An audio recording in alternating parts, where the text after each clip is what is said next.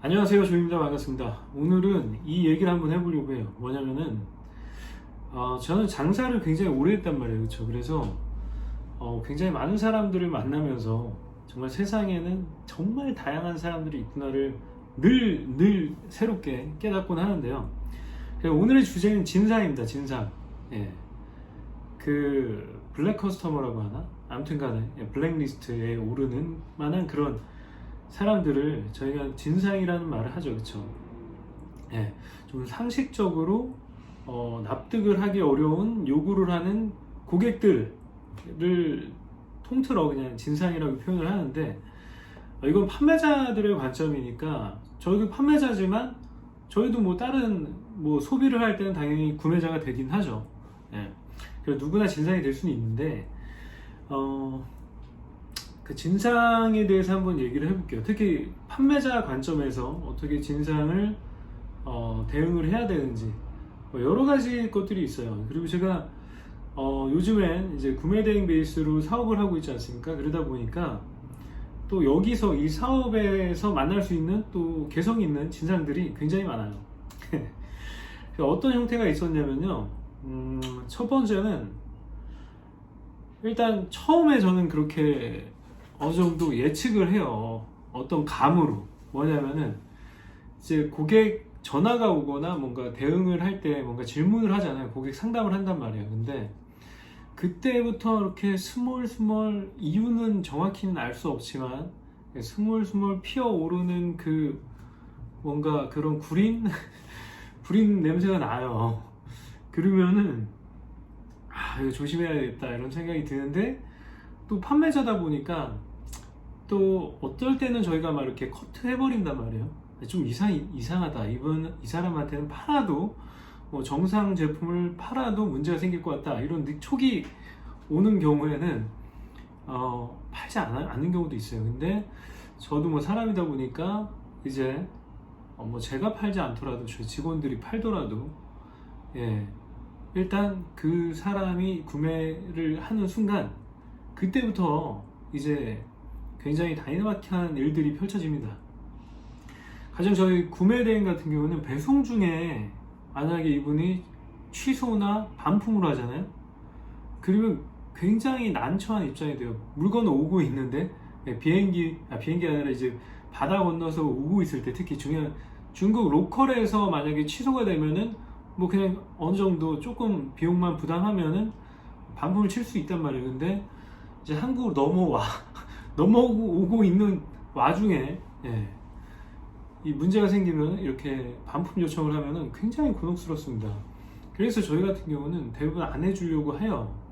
그럼에도 불구하고 엄청난 진상의 내공을 또 펼쳐주는 그런 고수분들이 또 있으시죠. 그러면은 또 저희가 계속 응대를 하면 항상 저희 판매자는 이런 생각이 들어요. 이걸 응대해서 뭐하나 라는 생각이 들어요.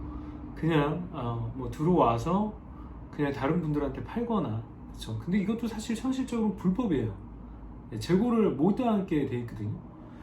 그래서 이 구매 대행도 애로사항이 있어요. 특히 반품입니다. 반품 중간에. 근데 또 반품이 무서우면 장사를 어떻게 해요, 그렇죠?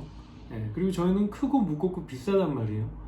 그래서 반품 비용도 엄청 들어요. 하지만 고객의 입장에서는 이게 국내에서 오나 해외에서 오나 그냥 똑같은 그냥 고객의 입장이란 말이에요. 그래서 반대로 고객의 입장을 생각하면은 반품을 칠 수 있다는 생각도 들긴 해요. 하지만 저의 관점은 이거를 뭐 반품을 칠 수도 있지만 그래도 어느 정도 조금 일말의 양심이 있다면 죄송하다는 얘기를 먼저 해야 되지 않을까요?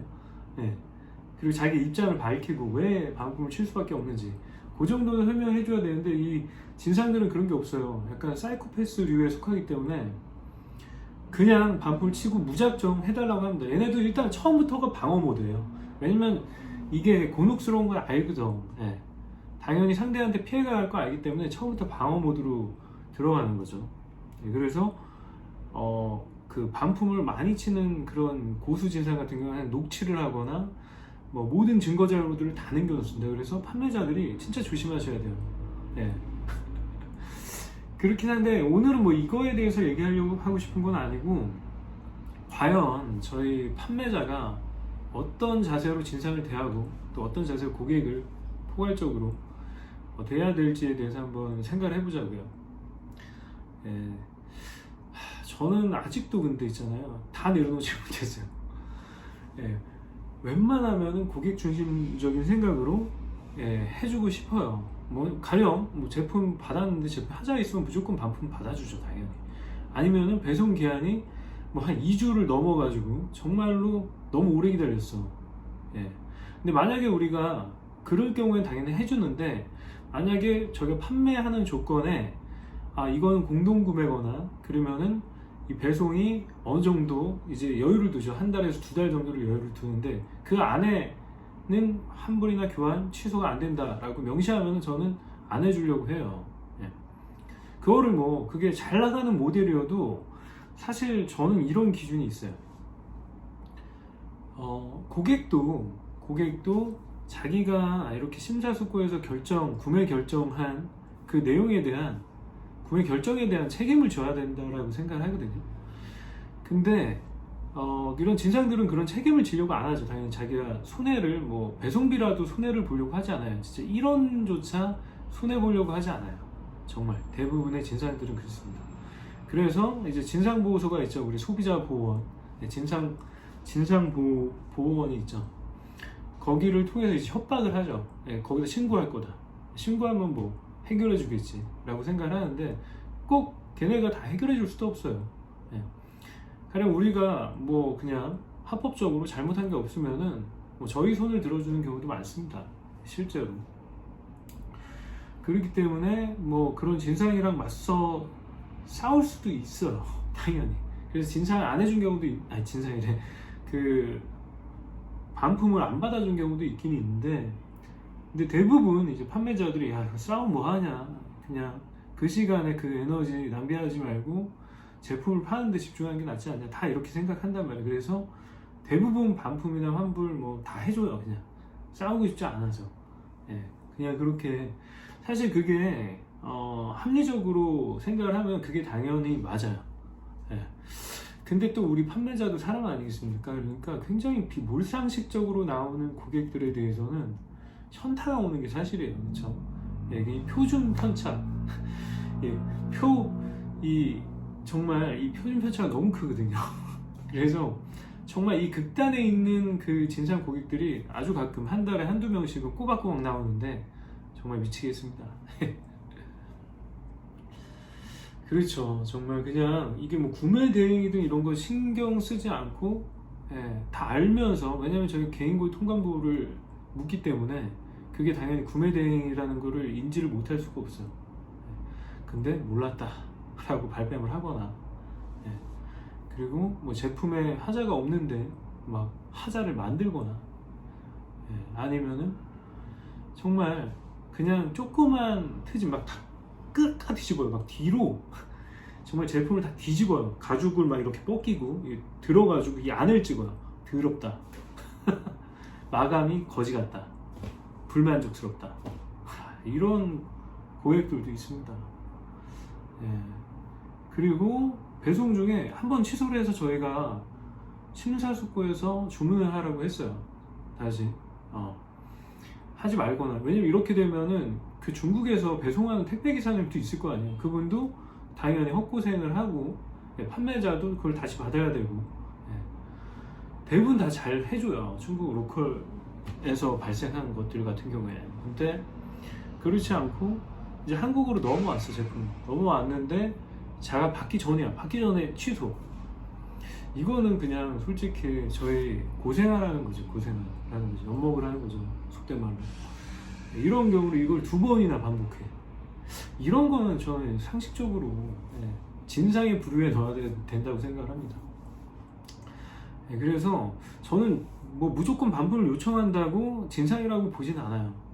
적어도 양심 있게 사과를 하고, 자기가 이거를 이러한 상황 때문에 어쩔 수 없이 반품을 해야 되는데, 이렇게 정중하게 요청을 하면은 저희도 사람이기 때문에 기분 좋게 그러시냐고 하고 받아들일 수가 있어요. 근데 처음부터 방어 모드로 공격을 합니다.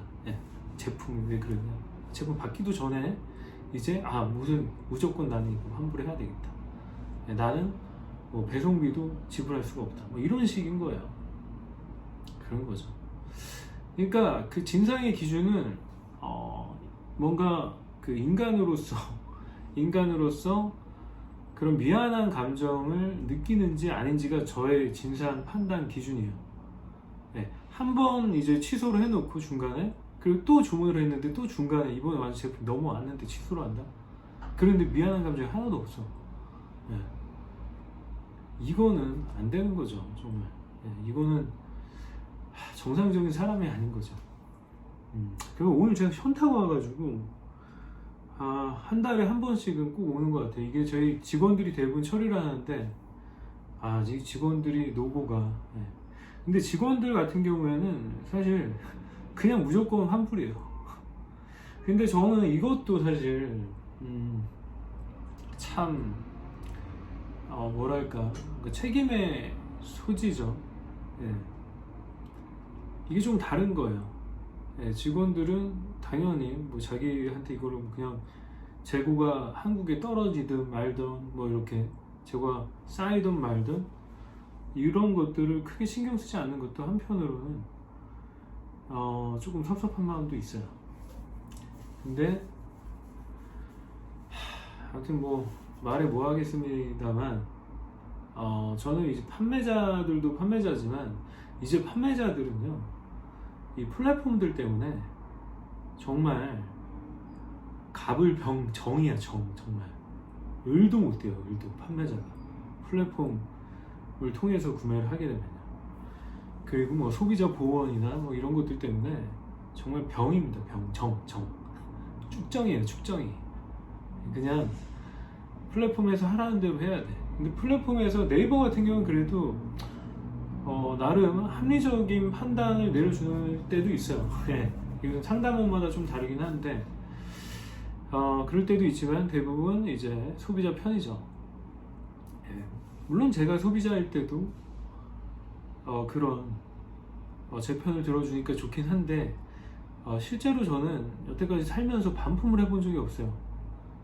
뭐 취소를 하거나 그런 게 없어요. 한번 일단 결제를 했으면은 제품에 이상이 있으면은 뭐 교환을 받을 수는 있겠죠. 근데 그거 말고는 정말 반품이라는 걸 쳐본 적이 없어요. 왜냐면 제가 첫 번째 구매하기로 결정한 그 구매 결정은 그 결정에 대해서 책임을 져야 된다는 생각이 있기 때문에 그래요.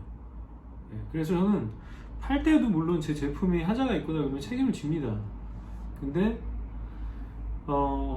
이런 고객들 정말 진상, 양심도 없는 이런 분들이 막 이렇게 막무가내로 몰상식하게 나오면은 우리 판매자들도 사람이라서 정말 한번 해보자라는 생각이 듭니다.